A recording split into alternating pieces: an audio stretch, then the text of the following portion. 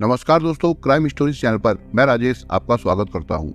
दोस्तों, आज मैं आपको अपराध की जिस वारदात के बारे में बताने जा रहा हूं, वो वारदात ग्वालियर मध्य प्रदेश में हुई थी। तो चलिए दोस्तों, इस वारदात के बारे में हम लोग विस्तार से जानते हैं। 17 मार्च 2019 की दोपहर 2 बजे का समय था। इस समय ज्यादातर महिलाएं आराम करती हैं। ग्वालियर के पुराने हाईकोर्ट इलाके में स्थित शांति मोहन विला की तीसरी मंजिल पर रहने वाली मीनाक्षी महेश्वरी काम निपटाने के बाद आराम करने जा रही थी कि तभी किसी ने उनके फ्लैट की कॉल बेल बजाई। घंटी की आवाज सुनकर वो सोचने लगी कि पता नहीं इस समय कौन आ गया है। बेड से उठकर जब उन्होंने दरवाजा खोला तो सामने घबराई हालत में खड़ी अपनी सहेली प्रीति को देखकर वो चौंक गई। उन्होंने प्रीति से पूछा, क्या हुआ, इतनी घबराई हुई क्यों हो? उनका एक्सीडेंट हो गया है, काफी चोटें आई है। प्रीति घबराते हुए बोली, ये तो क्या कह रही है, एक्सीडेंट कैसे हुआ और भाई साहब कहाँ है? मीनाक्षी ने पूछा, वो नीचे फ्लैट में है, तू जल्दी चल। कहकर प्रीति मीनाक्षी को साथ लेकर गई। मीनाक्षी अपने साथ पड़ोस में रहने वाले डॉक्टर अनिल राजपूत को भी साथ ले गई। प्रीति जैन अपार्टमेंट की दूसरी मंजिल पर स्थित फ्लैट नंबर 208 में अपने पति हेमंत जैन और 2 बच्चों के साथ रहती थी। हेमंत जैन का शीतला माता साड़ी सेंटर के नाम से साड़ियों का थोक व्यापार का कारोबार था। इस अपार्टमेंट में वे लोग करीब 3.5 महीने पहले ही रहने आए थे। इससे पहले वो केत वाली गली में रहते थे। हेमंत जैन अक्सर साड़ियां खरीदने के लिए गुजरात के सूरत शहर आते जाते रहते थे। अभी भी वो 2 दिन पहले ही 15 मार्च को सूरत से वापस लौटे थे। मीनाक्षी डॉक्टर अनिल राजपूत को साथ लेकर प्रीति के फ्लैट में पहुंची तो हेमंत की हालत गंभीर देखकर घबरा गई। पलंग पर पड़े हेमंत के सिर से काफी खून बह रहा था। वे लोग हेमंत को तुरंत जीएच ट्रामा सेंटर ले गए, जहां जांच के बाद डॉक्टरों ने हेमंत को मृत घोषित कर दिया। पुलिस केस होने की वजह से अस्पताल प्रशासन द्वारा इसकी सूचना इंदरगंज के टीआई को दे दी गई। इस दौरान प्रीति ने मीनाक्षी को बताया कि उसे एक्सीडेंट के बारे में कुछ नहीं पता कि कहां और कैसे हुआ। प्रीति ने बताया कि वो अपनी फ्लैट में ही थी। कुछ देर पहले हेमंत ने कॉल बेल बजाई। मैंने दरवाजा खोला तो वो मेरे ऊपर ही गिर गए। उन्होंने बताया कि उनका एक्सीडेंट हो गया है। कहां और कैसे हुआ इस बारे में उन्होंने कुछ नहीं बताया और अचेत होकर गिर गए। हेमंत को देखकर मैं घबरा गई, फिर दौड़कर मैं आपको बुला लाई। अस्पताल से सूचना मिलते ही थाना इंदरगंज के टीआई मनीष डाबर मौके पर पहुंचे तो प्रीति जैन ने वही कहानी टीआई मनीष डाबर को भी सुनाई जो उसने मीनाक्षी को सुनाई थी। टीआई मनीष डाबर को लगा कि हेमंत की कहानी एक्सीडेंट की तो नहीं हो सकती है। इसके बाद उन्होंने इस मामले से एसपी नवनीत भसीन को भी अवगत करा दिया। एसपी के निर्देश पर टीआई अस्पताल से सीधे हेमंत के फ्लैट पर जा पहुंचे। उन्होंने हेमंत के फ्लैट की सूक्ष्मता से जांच की। जांच में उन्हें वहां की स्थिति काफी संदिग्ध नजर आई। प्रीति ने पुलिस को बताया था कि एक्सीडेंट से घायल हेमंत ने बाहर से आकर फ्लैट की घंटी बजाई थी, लेकिन ना तो अपार्टमेंट की सीढ़ियों पर और ना ही फ्लैट के दरवाजे पर धब्बे तो दूर खून का छींटा तक नहीं मिला। कमरे में जो भी खून था वो उसी पलंग के आसपास था जिस पर घायल अवस्था में हेमंत लेटे थे। प्रीति के कहे अनुसार हेमंत घायल अवस्था में थे और दरवाजा खुलते ही उसके ऊपर गिर पड़े थे। लेकिन पुलिस को इस बात का आश्चर्य हुआ कि प्रीति के कपड़ों पर खून का एक दाग भी नहीं था। टीआई मनीष डावर ने इस जांच से एसपी नवनीत भसीन को अवगत कराया। इसके बाद एडिशनल एसपी सत्येंद्र तोमर तथा सीएसपी केएम गोस्वामी भी हेमंत के फ्लैट पर पहुंच गए। सभी पुलिस अधिकारियों को प्रीति द्वारा सुनाई गई कहानी बनावटी लग रही थी। प्रीति के बयान की पुष्टि करने के लिए टीआई ने फ्लैट के सामने लगे सीसीटीवी कैमरे के फुटेज अपने कब्जे में ले लिए। फुटेज की जाँच में चौंकाने वाली बात सामने आई। पता चला कि घटना से करीब आधा घंटा पहले हेमंत के फ्लैट में 2 युवक आए थे। दोनों कुछ देर फ्लैट में रहने के बाद एक एक करके बाहर निकल गए थे।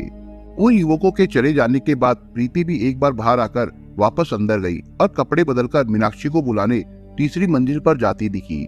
मामला साफ था। सीसीटीवी फुटेज में घायल हेमंत घर के अंदर या बाहर आते नजर नहीं आए थे। अलबत्ता 2 युवक फ्लैट में आते जाते जरूर दिखे थे। प्रीति ने इन युवकों के फ्लैट में आने के बारे में कुछ नहीं बताया था, जिसकी वजह से प्रीति खुद शक के घेरे में आ गई थी। जो 2 युवक हेमंत के फ्लैट से निकलते सीसीटीवी कैमरे में कैद हुए थे, पुलिस ने उनकी जांच शुरू कर दी। जांच में पता चला कि उनमें से एक दानाकोली निवासी मृदुल गुप्ता और दूसरा सुमावली निवासी उसका दोस्त आदेश जैन था। दोनों युवकों की पहचान हो जाने के बाद मृतक हेमंत की बहन ने भी पुलिस को बताया कि प्रीति के मृदुल गुप्ता के साथ अवैध संबंध थे। इस बात को लेकर प्रीति और हेमंत के बीच में विवाद भी होता था। ये जानकारी मिलने के बाद टीआई मनीष डावर ने मृदुल और आदेश जैन के ठिकानों पर दबिश दी, लेकिन दोनों ही घर से लापता मिले। इतना ही नहीं, दोनों के मोबाइल फोन भी बंद थे। इससे दोनों पर पुलिस का शक गहराने लगा। लेकिन रात लगभग 1:30 बजे आदेश जैन अपने बड़े भाई के साथ खुद ही इंदरगंज थाने आ गया। उसने बताया कि मृदुल ने उससे कहा था कि हेमंत के घर पैसे लेने चलना है। वो वहाँ पहुंचा तो मृदुल और प्रीति सोफे के पास घुटनों के बल बैठे थे, जबकि हेमंत सोफे पर लेटा था। इससे दाल में कुछ काला नजर आया, जिससे वो वहाँ से तुरंत वापस आ गया था। उसने बताया कि वो हेमंत के घर में केवल 1.5 मिनट रुका था। आदेश के द्वारा दी गई इस जानकारी से हेमंत की मौत का संदिग्ध मामला काफी कुछ साफ हो गया था। दूसरे दिन पुलिस को पोस्टमार्टम रिपोर्ट भी मिल गई। रिपोर्ट में बताया गया कि हेमंत के माथे पर धारदार हथियार के 5 और चेहरे पर 3 घाव पाए गए हैं। उनके सिर पर पीछे की तरफ किसी भारी चीज से चोट पहुंचाई गई थी, जिससे उनकी मृत्यु हुई थी। इसके बाद पुलिस ने मृतक की पत्नी प्रीति जैन को भी हिरासत में ले लिया और उसे थाने ले आई। दूसरी तरफ दबाव बढ़ने पर मृदुल गुप्ता भी शाम को अपने वकील के साथ थाने में पेश हो गया। पुलिस ने प्रीति और मृदुल से पूछताछ की तो बड़ी आसानी से दोनों ने अपना अपराध स्वीकार कर लिया। उन्होंने स्वीकार कर लिया कि हेमंत की हत्या उन्होंने योजनाबद्ध तरीके से की थी। हेमंत के बड़े भाई भागचंद जैन करीब 20 साल पहले ग्वालियर के खिड़की मोहल्लागंज में रहते थे। हेमंत का अपने बड़े भाई के घर काफी आना जाना था। बड़े भाई के मकान के सामने एक शुक्ला परिवार रहता था। प्रीति उसी शुक्ला परिवार की बेटी थी। वो हेमंत की हम उम्र थी। बड़े भाई और शुक्ला परिवार में काफी नजदीकियां थी, जिसके चलते हेमंत का भी प्रीति के घर आना जाना हो जाने से दोनों में प्यार हो गया। ये बात करीब 18 साल पहले की है। हेमंत और प्रीति के बीच बात यहाँ तक बढ़ी कि दोनों ने शादी करने का फैसला कर लिया, लेकिन प्रीति के घर वाले इसके लिए राजी नहीं थे। तब दोनों ने घर वालों की मर्जी के खिलाफ प्रेम विवाह कर लिया था। इससे शुक्ला परिवार ने बड़ी बेइज्जती महसूस की और वो अपना गंज का मकान बेचकर और कहीं रहने चले गए, जबकि प्रीति पति के साथ केस वाली गली में और फिर बाद में दाना ओली के उसी मकान में आकर रहने लगी, जिसकी पहली मंजिल पर मृदुल गुप्ता अकेला रहता था। यहीं पर मृदुल की प्रीति के पति हेमंत से मुलाकात और दोस्ती हुई थी। हेमंत ने साड़ी का थोक व्यापार शुरू कर दिया था। इधर हेमंत का काम देखते ही देखते काफी बढ़ गया और वो ग्वालियर के 5 बड़े थोक साड़ी व्यापारियों में गिना जाने लगा। हेमंत को अक्सर माल की खरीदारी के लिए गुजरात के सूरत शहर जाना पड़ता था। हेमंत का काम काफी बढ़ चुका था, जिसके चलते एक समय ऐसा भी आया जब महीने में उसके 20 दिन शहर से बाहर गुजरने लगे। इस दौरान प्रीति और दोनों बच्चे ग्वालियर में अकेले रहते थे, इसलिए उनकी देखरेख की जिम्मेदारी हेमंत अपने सबसे खास और भरोसेमंद दोस्त मृदुल को सौंप जाता था। हेमंत मृदुल पर इतना भरोसा करता था कि कभी उसे बाहर से बड़ी रकम ग्वालियर भेजनी होती तो वो मृदुल के बैंक खाते में ही ट्रांसफर कर देता था। इससे हेमंत की गैर मौजूदगी में भी मृदुल का प्रीति के घर में लगातार आना जाना बना रहने लगा। प्रीति की उम्र 35 पार कर चुकी थी। वो 2 बच्चों की माँ भी बन चुकी थी, लेकिन आर्थिक बेफिक्री और पति के अति भरोसे ने उसे बिंदास बना दिया था। इससे वो न केवल उम्र में काफी छोटी दिखती थी, बल्कि उसका रहन सहन भी अविवाहित युवतियों जैसा था। कहते हैं कि लगातार पास बने रहने वाले शख्स से अपनापन हो जाना स्वाभाविक होता है। यही प्रीति और मृदुल के बीच हुआ। दोनों पहले ही एक दूसरे से काफी घुले मिले तो थे ही, अब एक दूसरे के काफी नजदीक भी आ गए। उनके बीच दोस्ती जैसी बातें होने लगी थी, जिसके चलते एक दूसरे के प्रति उनका नजरिया भी बदल गया था। इसका नतीजा ये हुआ कि लगभग 1.5 साल पहले उनके बीच शारीरिक संबंध बन गए। प्रीति का पति ज्यादातर बाहर रहता था और मृदुल अभी अविवाहित था, इसलिए दैहिक सुख की दोनों को जरूरत थी। उन्हें रोकने टोकने वाला कोई नहीं था, क्योंकि खुद हेमंत ने ही मृदुल को प्रीति और बच्चों की देखरेख की जिम्मेदारी सौंप रखी थी। इसलिए हेमंत के ग्वालियर में न रहने पर मृदुल की रातें प्रीति के साथ उसके घर में एक ही बिस्तर पर कटने लगी।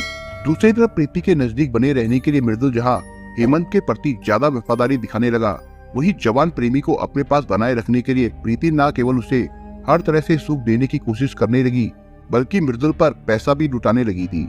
इसी बीच करीब 6 महीने पहले एक रोज जब हेमंत ग्वालियर में ही बच्चों के साथ था, तब बच्चों ने बातों बातों में बता दिया कि मम्मी तो मृदुल अंकल के साथ सोती है और वे दोनों दूसरे कमरे में अकेले सोते हैं। बच्चे भला ऐसा झूठ क्यों बोलेंगे? इसलिए परत झपकते ही हेमंत सब समझ गया कि उसके पीछे घर में क्या होता है। हेमंत ने मृदुल को अपनी जिंदगी से बाहर कर दिया और उसके अपने यहाँ आने जाने पर भी रोक लगा दी। इस बात को लेकर उसका प्रीति के साथ विवाद भी हुआ। प्रीति ने सफाई देने की कोशिश भी की, लेकिन हेमंत ने मृदुल को फिर घर में अंदर नहीं आने दिया। इससे प्रीति परेशान हो गई। दोनों अकेलेपन का लाभ ना उठा सके, इसलिए हेमंत अपना घर छोड़कर परिवार को लेकर अपनी बहन के साथ आकर रहने लगा। ननद के घर में रहते हुए प्रीति और मृदुल की प्रेम कहानी पर ब्रेक लग गया, लेकिन हेमंत कब तक अपना परिवार लेकर बहन के घर रहता? सो उसने 3 महीने पहले पुराना मकान बेचकर इंदरगंज में नया फ्लैट ले लिया। यहाँ आने के बाद प्रीति और मृदुल की कामलीला फिर शुरू हो गई। प्रीति अपने युवा प्रेमी की ऐसी दीवानी थी कि उसने मृदुल पर दबाव बनाना शुरू कर दिया कि वो उसे अपने साथ रख ले। इस पर जनवरी में मृदुल ने प्रीति से कहीं दूर भाग चलने को कहा, लेकिन प्रीति बोली ये स्थायी हल नहीं है, पक्का हल तो ये है कि हम हेमंत को हमेशा के लिए रास्ते से हटा दे। मृदुल को भी अब प्रीति की लत लग चुकी थी, इसलिए वो इस बात पर राजी हो गया, जिसके बाद दोनों ने घर में ही हेमंत की हत्या करने की योजना बनाकर 17 मार्च 2019 को उस पर अमल भी कर दिया। योजना के अनुसार उस रोज प्रीति ने पति की चाय में नींद की गोलियां मिला दी थी, जिससे वो जल्दी ही गहरी नींद में चला गया। फिर मृदुल के आने पर प्रीति ने गहरी नींद में सोए पति के पैर दबोचे और मृदुल ने हेमंत का गला दबा दिया। इस दौरान हेमंत ने विरोध किया तो दोनों ने उसे उठाकर कई बार उसका सिर दीवार से टकराया, जिससे उसके सिर से खून बहने लगा था और कुछ ही देर में उसकी मौत हो गई। टीआई मनीष डावर ने प्रीति और मृदुल से विस्तार से पूछताछ करने के बाद दोनों को अदालत में पेश किया, जहां से प्रीति को जेल भेज दिया गया और मृदुल को 2 दिनों के रिमांड पर पुलिस को सौंप दिया गया, ताकि उससे वो कपड़े बरामद हो सके जो उसने हत्या के समय पहन रखे थे। इसके बाद पुलिस ने मृदुल को फिर से कोर्ट में पेश किया, जहां से उसे भी जेल भेज दिया गया था। दोस्तों, आप अगर चैनल पर नए हो तो आप चैनल को सब्सक्राइब करने के साथ कमेंट बॉक्स में इस कहानी के बारे में अपने विचार जरूर लिखिएगा। मिलता हूं एक नई कहानी के साथ, तब तक के लिए अपना ख्याल रखिएगा। धन्यवाद।